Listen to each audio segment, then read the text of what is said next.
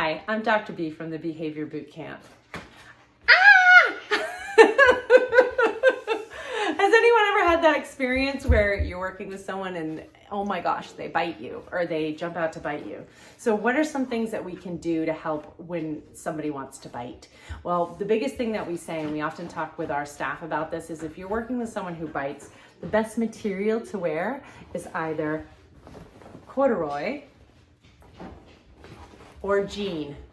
And we wear those pretty often if we're working with an individual that may bite. And the reason why is because that texture in the mouth is very uncomfortable for a lot of people. So they won't bite typically once they've bit into that material at first.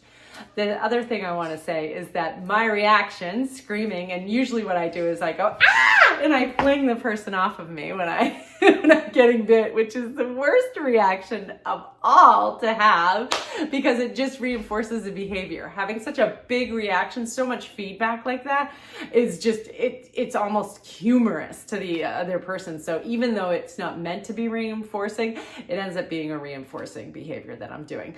So trying to have very limited or no reaction to it, and then talking about at transition time, saying, when the person's transitioning to another area, oh wow, you were really safe today, or you were able to not bite, I'm so impressed, and those sorts of things when they're not able to actually bite you. And the reason why we start this at a transition is because they're less likely to do it to the person that they're transitioning to or to the area that they're transitioning to. So we would say it then, and this works for behavior change all the time. Needs a lot of feedback. You got to get tons and tons of feedback about that behavior, whether it's saying you had a safe body or you were able to be safe with friends or whatever it may be. You have to be able to demonstrate that with that person and really give them a ton of feedback. Once you've given them lots of feedback at that transition time, then you're going to use that feedback at the time when that behavior might normally occur. And if you don't have that behavior, then you know you're on the right track and that behavior is probably going away. I will also say, biting tends to be one of those behaviors that comes out of feeling really helpless. So if the person doesn't feel like they have any control over things, they will oftentimes resort to biting.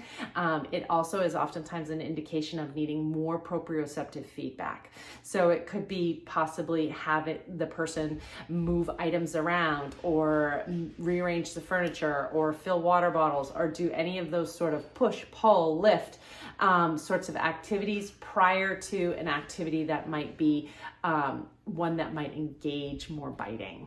So we've actually seen an increase in biting. A lot of schools have asked me about biting recently because it happened. And sometimes for individuals where they work in schools where maybe you wear the sleeves, oftentimes as soon as you take the sleeves off, that's when you get bit, which is why we don't do that. And instead we wear jean jackets or corduroy jackets and things like that, because they help to naturally extinguish some of that biting without giving feedback to that behavior and actually providing a signal as to when the biting should occur.